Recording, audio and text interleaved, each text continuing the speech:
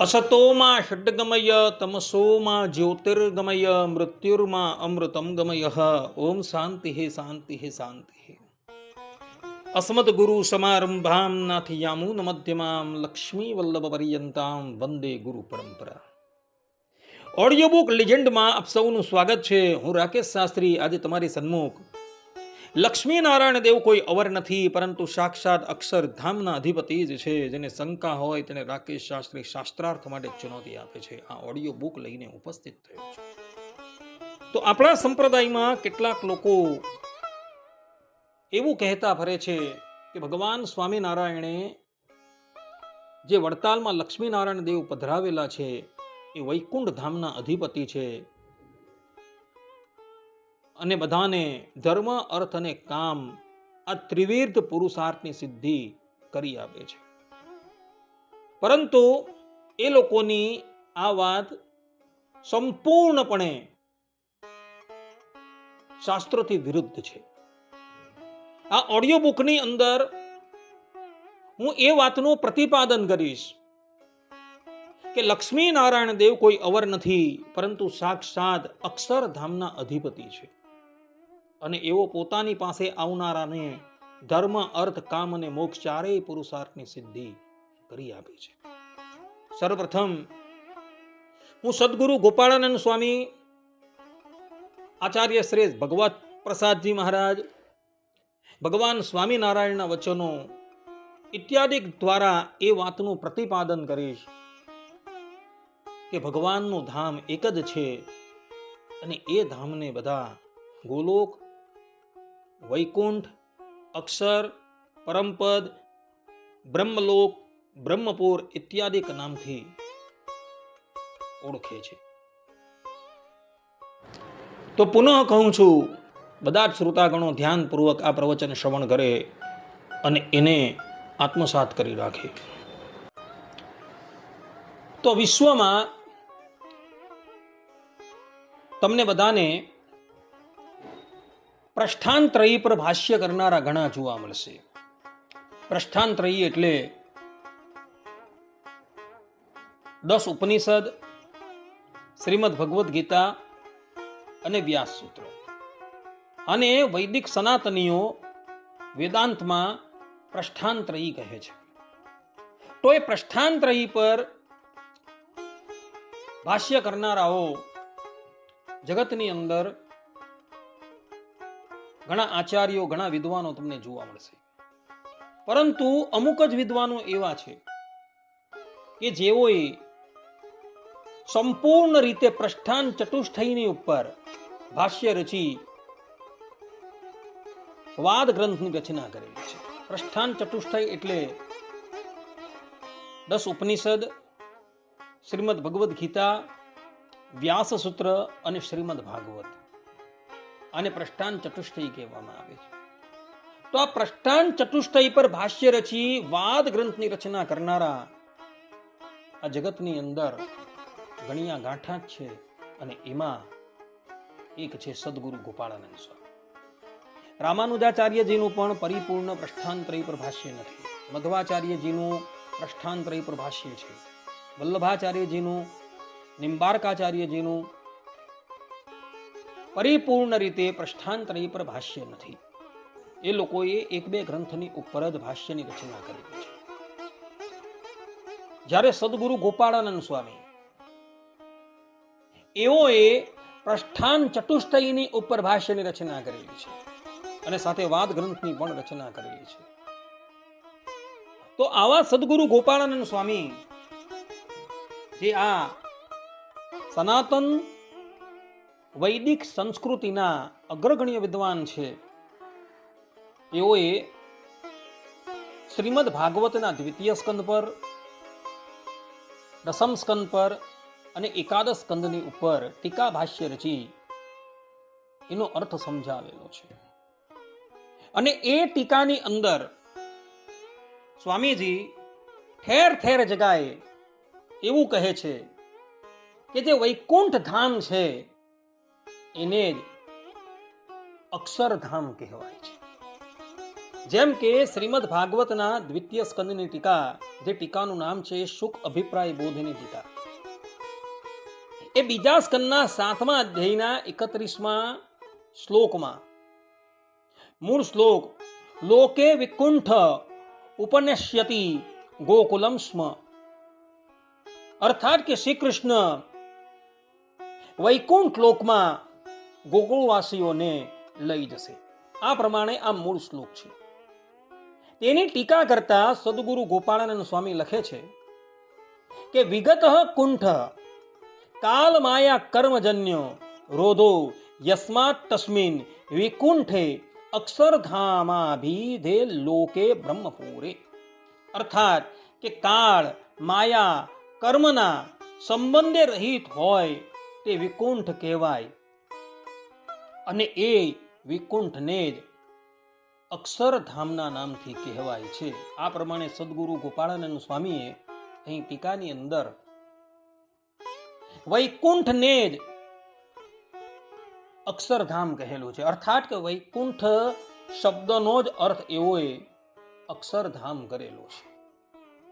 અને એના દ્વારા સ્વામીએ એવું કહેલું છે કે વૈકુંઠ ધામ અને અક્ષરધામ એ ભિન્ન નથી, પરંતુ એક જ ધામના પર્યાયવાચક શબ્દ છે.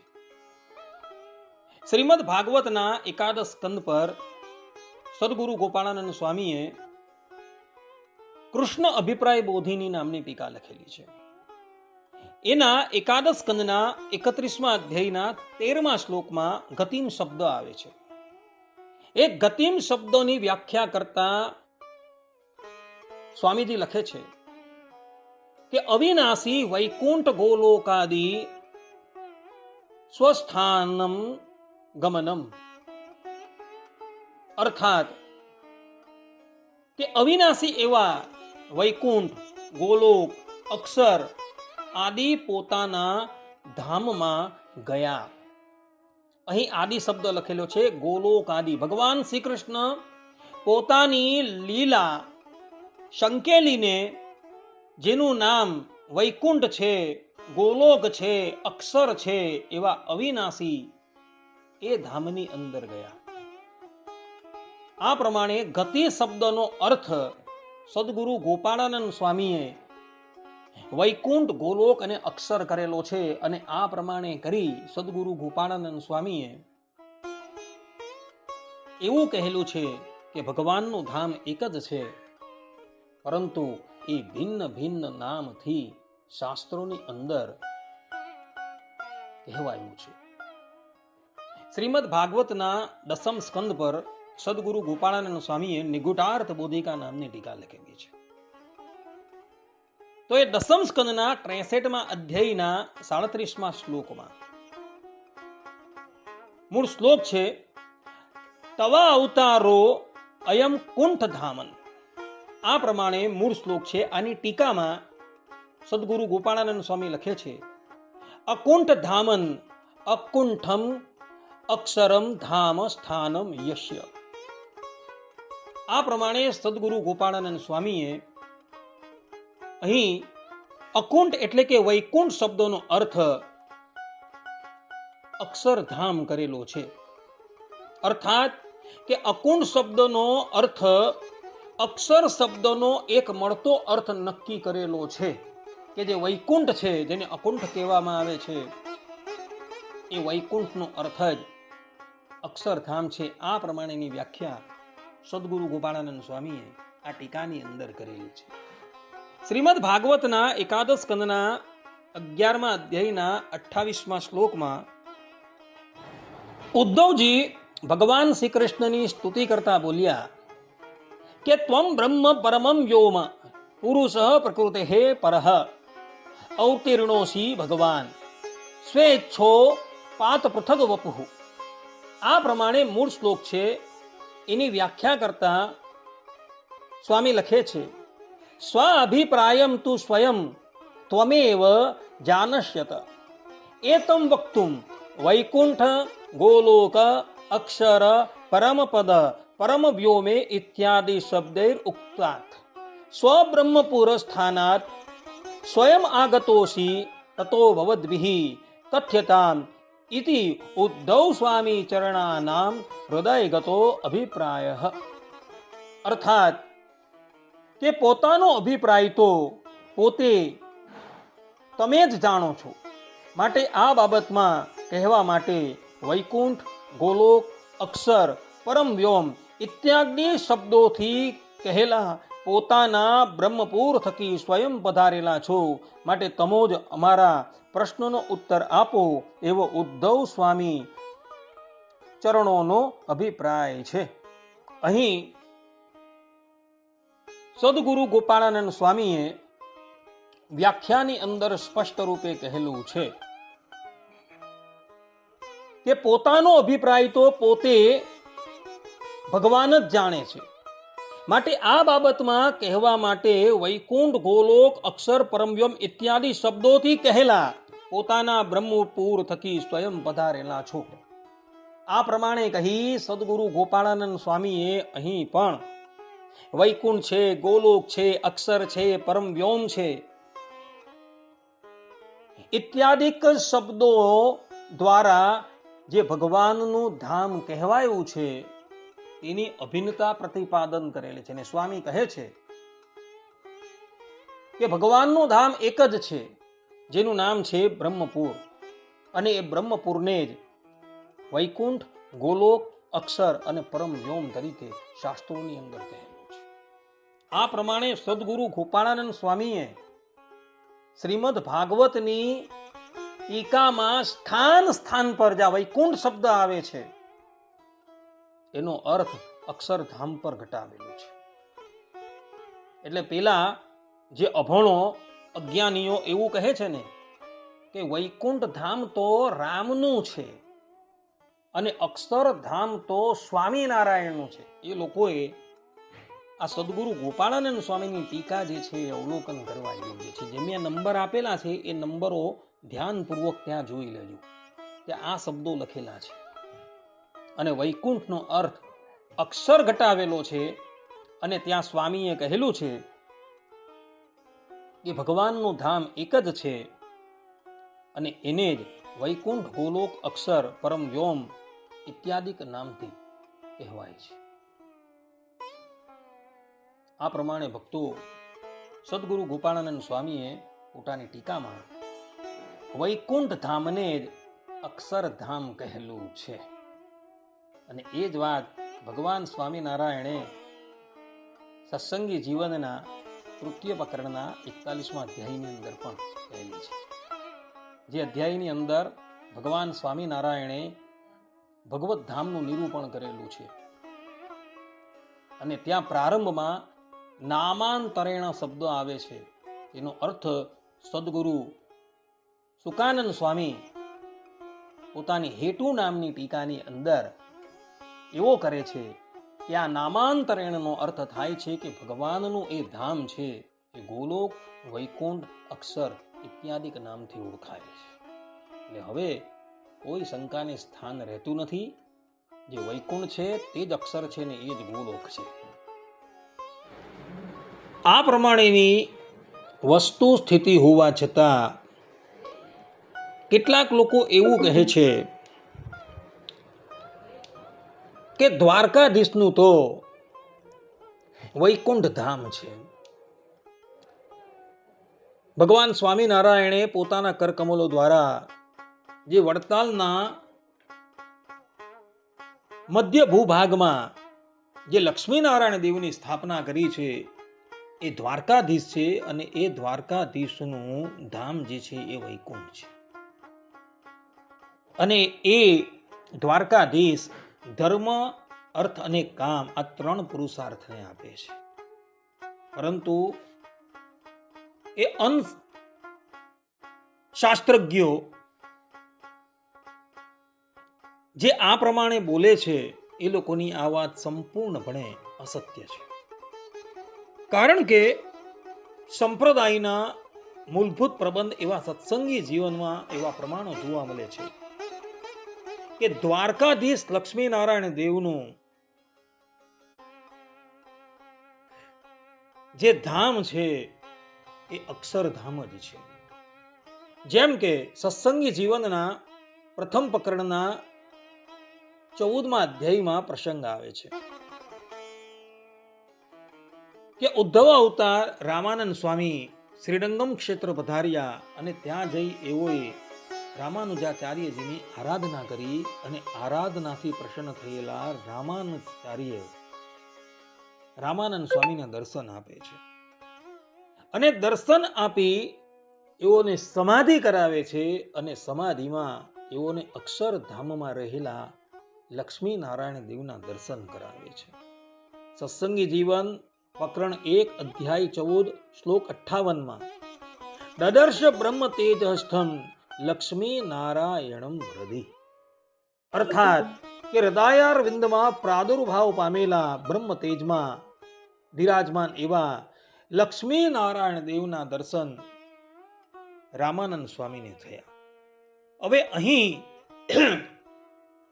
દદર્શ બ્રહ્મ તેજ, જે આ બ્રહ્મ તેજ શબ્દ આવે છે એ શબ્દનો અર્થ સદગુરુ સુકાનંદ સ્વામી પોતાની હેતુ નામની ટીકામાં તેજોમયા અક્ષરધામાની આ પ્રમાણે કરે છે. અર્થાત કે રામાનંદ સ્વામીને હૃદયારવિંદમાં પ્રાદુર્ભાવ પામેલા બ્રહ્મ તેજમાં એટલે કે અક્ષરધામમાં વિરાજમાન એવા લક્ષ્મી નારાયણ દેવના દર્શન થયા.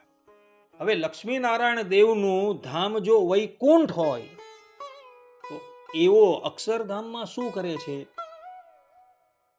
પરંતુ અક્ષરધામની અંદર પણ લક્ષ્મી નારાયણ દેવ રહેલા છે અને ત્યાં રામાનંદ સ્વામીને એમના દર્શન થયા છે. આમ જોવા જઈએ તો ગોલોક ધામ, વૈકુંઠ ધામ, અક્ષરધામ એ એક જ છે. પરંતુ કેટલાક લોકો અક્ષરધામ અને વૈકુંઠ વચ્ચે ભેદ બતાવે છે અને એમ કહે છે કે લક્ષ્મી નારાયણ દેવ નું નિવાસ સ્થાન એ વૈકુંઠ ધામ છે. તો તેને કહેવાનું કે જો આ સત્સંગી જીવનના પ્રથમ પ્રકરણના 14મા અધ્યાયના 58મા શ્લોકની ટીકા, જ્યાં બ્રહ્મ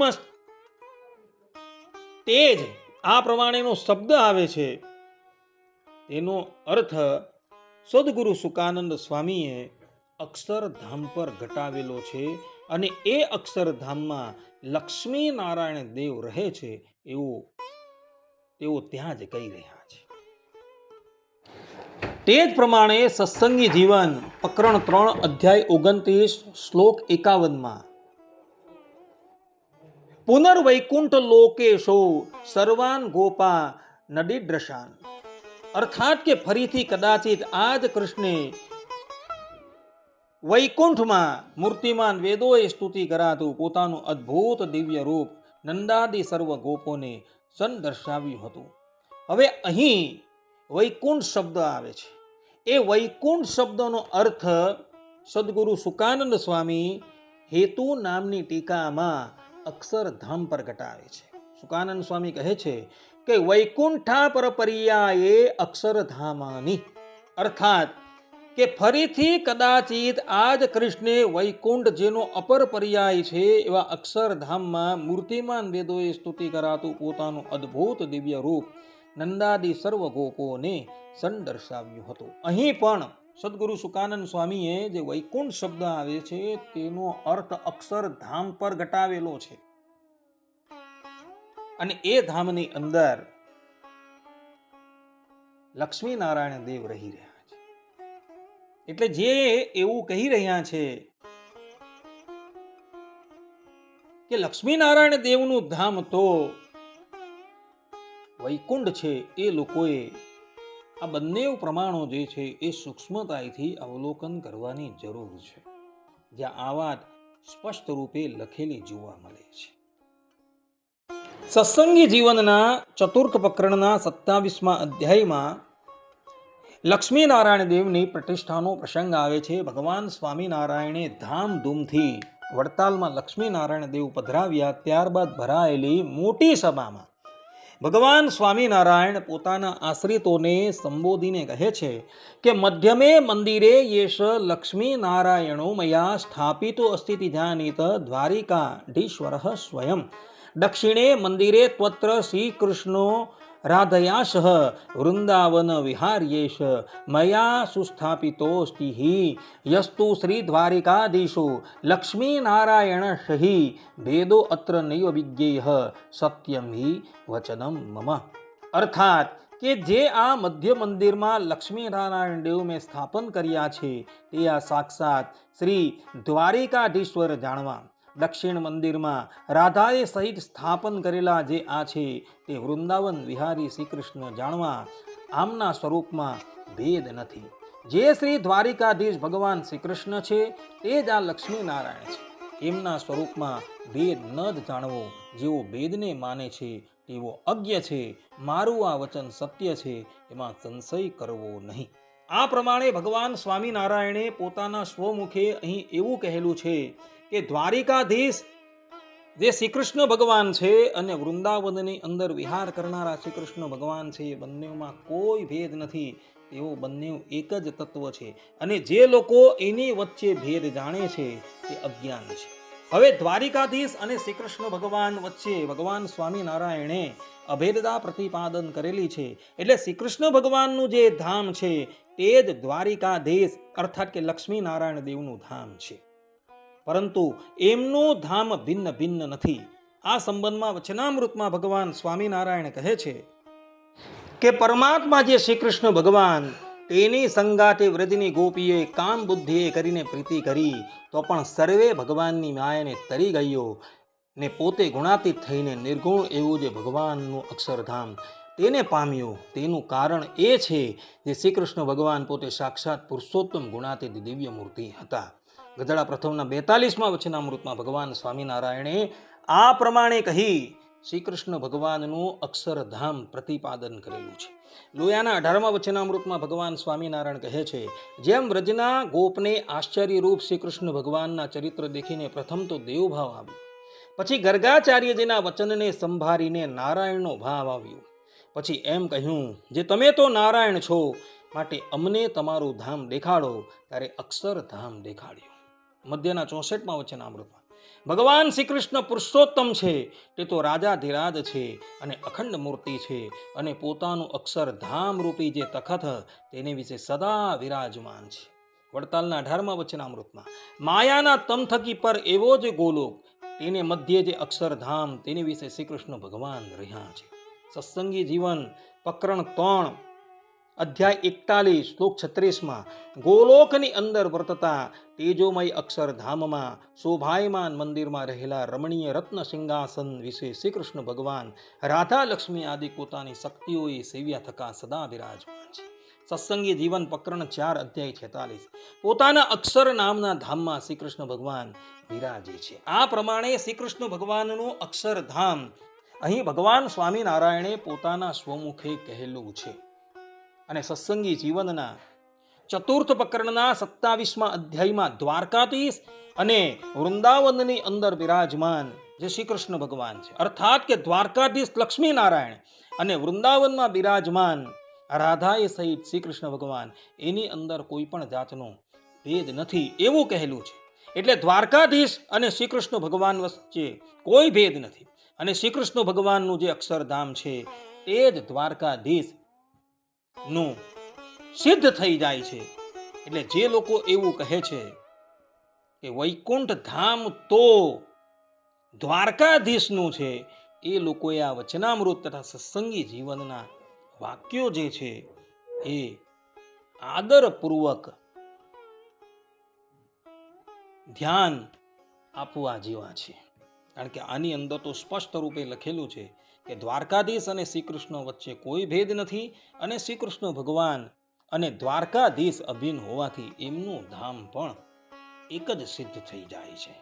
એટલે હવે આ બાબતની અંદર કોઈ શંકાને સ્થાન રહેતું નથી. હવે વાત કરીએ દ્વારકાધીશ ધર્મ, અર્થ, કામ અને મોક્ષ ચારેય પુરુષાર્થની સિદ્ધિ આપનારા છે. તો આ સંબંધમાં ભગવાન સ્વામિનારાયણ સત્સંગી જીવનના ચતુર્થ પ્રકરણના 27મા અધ્યાયના 57, 58 અને 59મા શ્લોકમાં પોતાના સ્વમુખે કહી રહ્યા છે કે લક્ષ્મી નારાયણાદિનામ સ્વરૂપાણામ તુ દર્શનમ પ્રત્યહમ બે કરિષ્યંતિ તે મોક્ષંત્યેવ संश्रुतेः पौर्णमास्यां पौर्णमास्यां ये च ग्रामान्तरादपि एतेषां दर्शनं भक्त्या करिष्यन्त्यत्र मानवाः सर्वे मनोरथास्तेषां सिद्धिमेष्यन्ति निश्चितं भुक्तिं तथेप्सितां मुक्ति પ્રાપ્તસ્યંત્યેષાં પ્રસાદતઃ. અર્થાત કે તે આ લક્ષ્મીનારાયણ આદિક સ્વરૂપોનું જેવું પ્રતિદિન પ્રેમથી દર્શન નિયમથી કરશે તે જનો સંસાર બંધન થકી મુક્ત થઈને ભગવાનના ધામમાં જશે. વળી જે જનો પ્રત્યેક પૂર્ણિમાએ ગ્રામાંતર પુરાંતર થકી પણ શ્રદ્ધા ભક્તિપૂર્વક અહીં આવીને આ સ્વરૂપોનું દર્શન કરશે તેમના સર્વ મનોરથની નિશ્ચય સિદ્ધિ થશે. એટલે તેઓ આ લોકમાં ઈપ્સિત સુખને પામીને પરલોકમાં નિઃશ્રેયસને પણ એમના અનુગ્રહ થકી પામશે એમાં સંશય નથી. આ પ્રમાણે ભગવાન સ્વામિનારાયણે અહીં પોતાના સ્વમુખે એવું કહેલું છે કે જે લોકો નિત્ય અથવા તો પૌર્ણિમા છે આ લક્ષ્મીનારાયણ દેવના દર્શન કરવાને અર્થે વડતાલ પધારશે તો તેઓ ધર્મ અર્થ કામ અને મોક્ષ ચારે પુરુષાર્થની સિદ્ધિને પામશે. અહીં ભગવાન સ્વામિનારાયણે સ્પષ્ટ રૂપે કહેલું છે કે જે લોકો નિત્ય લક્ષ્મીનારાયણ દેવના દર્શન કરશે અથવા તો પૂર્ણિમાના દિવસે આવીને લક્ષ્મીનારાયણ દેવના દર્શન કરશે ને તેઓ સર્વ મનોરથની નિશ્ચય સિદ્ધિ પામશે. એટલે ધર્મ અર્થ અને કામ આ ત્રણ મનોરથની સિદ્ધિને પામશે. અને સાથે સાથે ભગવાન સ્વામિનારાયણે અહીં સ્પષ્ટ રૂપે કહેલું છે કે એવા લોકો સંસાર બંધન થકી મુક્ત થઈ જશે. એટલે લક્ષ્મીનારાયણ દેવ એ ધર્મ અર્થ અને કામ આ ત્રણ પુરુષાર્થની જ સિદ્ધિ આપનારા છે એવું નથી. ધર્મ અર્થ કામ અને મોક્ષ ચારેય પુરુષાર્થની સિદ્ધિ આપનારા છે એવું ભગવાન સ્વામિનારાયણે પોતાના સ્વમુખે કહેલું છે. એટલે જે પેલા લોકો કહી રહ્યા છે કે લક્ષ્મીનારાયણ દેવ તો કેવલ ત્રણ જ પુરુષાર્થને આપે છે એ લોકોની બધી વાત ભગવાન સ્વામિનારાયણના વચનથી 0/100 થઈ જાય છે. માટે ભક્તો લક્ષ્મીનારાયણ દેવ જે છે એ અવર નથી પરંતુ સાક્ષાત અક્ષરધામના અધિપતિ છે, સર્વ અવતારના અવતારી અને સર્વ કારણના કારણ છે. શ્રી કૃષ્ણ ભગવાન અને દ્વારકાધીશ લક્ષ્મીનારાયણ વચ્ચે કોઈ પણ જાતનો ભેદ નથી. અને એ લક્ષ્મીનારાયણ દેવ છે એ ધર્મ અર્થ કામ અને મોક્ષ ચારેય પુરુષાર્થની સિદ્ધિ આપનારા છે. આટલું કહીને હું મારી આ ઓડિયો બુકને અહીં વિરામ આપું છું. સર્વે સંતુ નિરામયઃ સર્વે સુખીનો ભવંતુ સર્વભદ્રાણિ પશ્યન્તુ મા કશ્ચિદ દુઃખ ભાગ ભવેત. અસ્તુ. જય સ્વામિનારાયણ.